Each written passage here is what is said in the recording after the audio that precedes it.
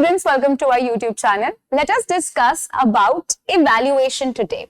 So this is a very important concept when it comes to teaching aptitude. What is teaching we have already discussed, but we all know that the process of teaching is never complete till the time evaluation is done. So evaluation is basically the last step that we know.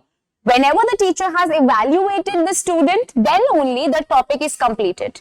And after the evaluation, if she sees that the topics are not clear to the students, then she has to, of course, if it is not clear, she has to reteach. If they are clear, then she can jump to the next topic that she has decided. So there are different kinds of evaluation. There can be placement evaluation, there can be, say, formative, summative, or diagnostic evaluation. Now, what do you mean by diagnostic evaluation? Comment down below in the video to tell me that what is diagnostic evaluation, and also tell me what is placement evaluation. In this video today, we are going to talk about what is evaluation. Then we'll talk about the two most important kind of evaluation, that is formative as well as summative evaluation. So first of all, let us see what is evaluation. The educational evaluation is acquiring and analyzing the data to determine the student's behavior. This means if I want to see, is there any considerable increase in the child's mind, growth, knowledge?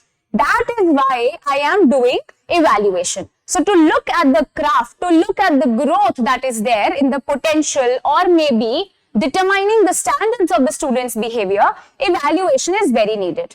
Now, evaluation has some characteristics that it is a continual process. It keeps on going. The teacher has to do evaluation again and again. Similarly, the evaluation is a very comprehensive process. Now, let us discuss these two words.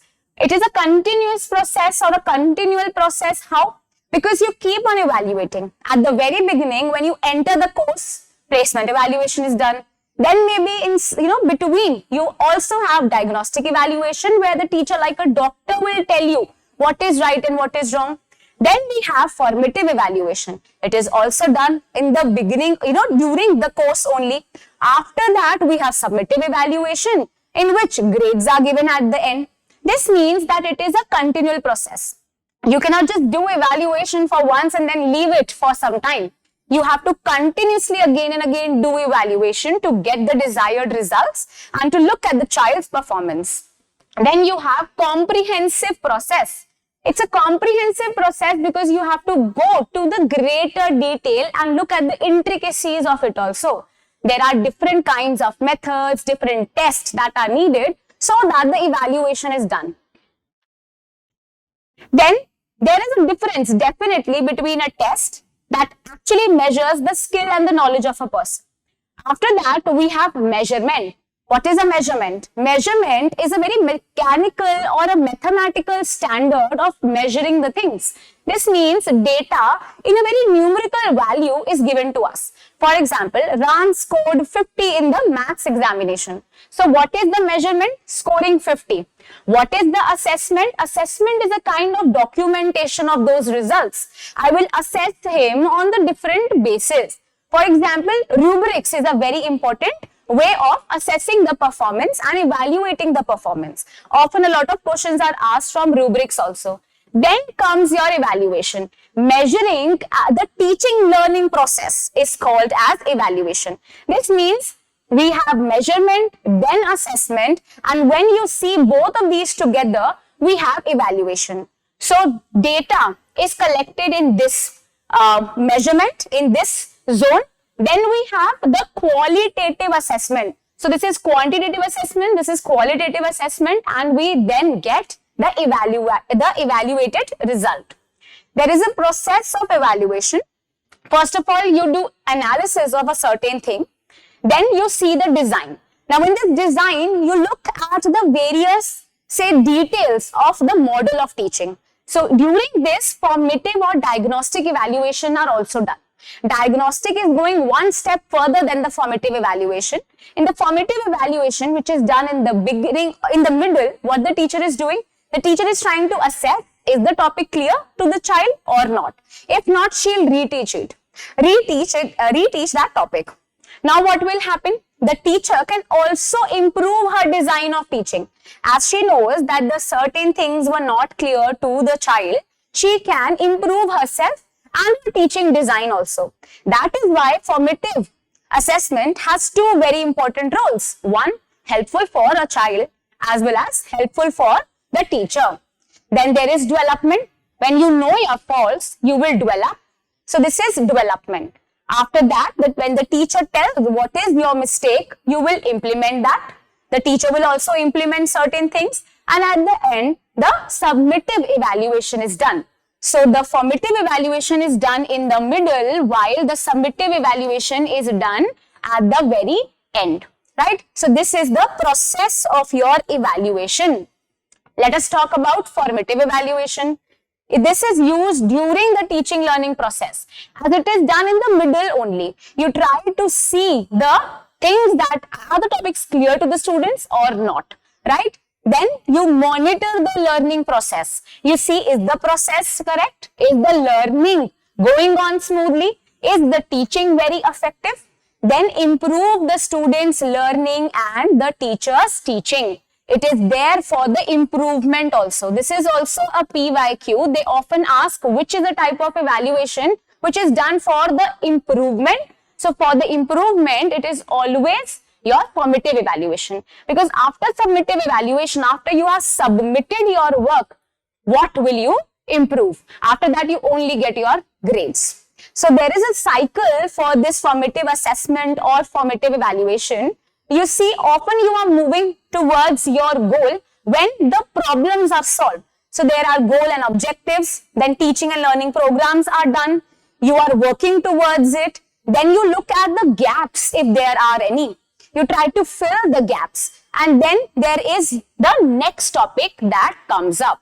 So you are always moving in a circular manner when it comes to the formative evaluation, which happens in the middle. You need to remember that.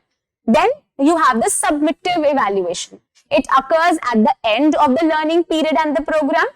It assesses the students' learning, whether they have met the established learning goals or not. So it is done at the very end.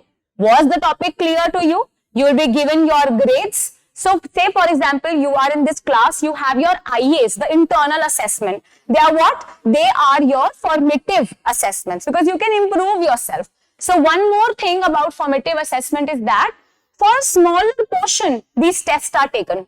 These are like your unit test, right? But your summative exams are taken at the end and the entire year syllabus is asked. So a lot of portion is there in the summative evaluation. It evaluates the effectiveness of the learning program. It will see that the whole program was effective or not. It provides a final grade for the student's performance. A final grade would be provided to the student and then the teacher would move towards the next topic. Let us distinguish between the two. Formative will help the students to learn as well as to practice, while summative will help the student to assess their performance at the end. It is not for improvement, but it is for your assessment. Then when does it happen? It happens throughout the course period. It keeps on going. And when the teacher goes even further and talks about the detailed analysis, it becomes a diagnostic performance, a diagnostic assessment or evaluation. Then when it happens, summative, it happens at the very end of the instructional period. Why it happens? You identify a certain gap. So my students are not clear, say about synchronous communication. This is a topic that is not clear to them. So this is a gap and I need to improve on that. So I need to reteach that. It happens to collect the evidence of the student. I need to know about their knowledge, their skill and their proficiency at the end. Then comes how. So it actually happens when there are different approaches taken. I can take maybe a debate session, maybe a quiz, etc. So these are small tests that can happen in between. Here, the exit learning products are used and the cumulative assessment data, collective data is seen at the end. So, formative is taken for a smaller portion, can happen many times during one course and it is for the improvement. It is done in the middle. It is done at the end. It is the whole syllabus that is asked in this kind of evaluation and assessment, and it is basically to assess the performance, right? So these are the two most important types of evaluation that are there. I hope you are clear with what is evaluation, the process of evaluation, and the two most important evaluation, formative and submissive. So thank you so much for being a patient listener. If you have any doubt, you can ask me that. You can ask it in the comment section and we'll surely reply to you. Thank you.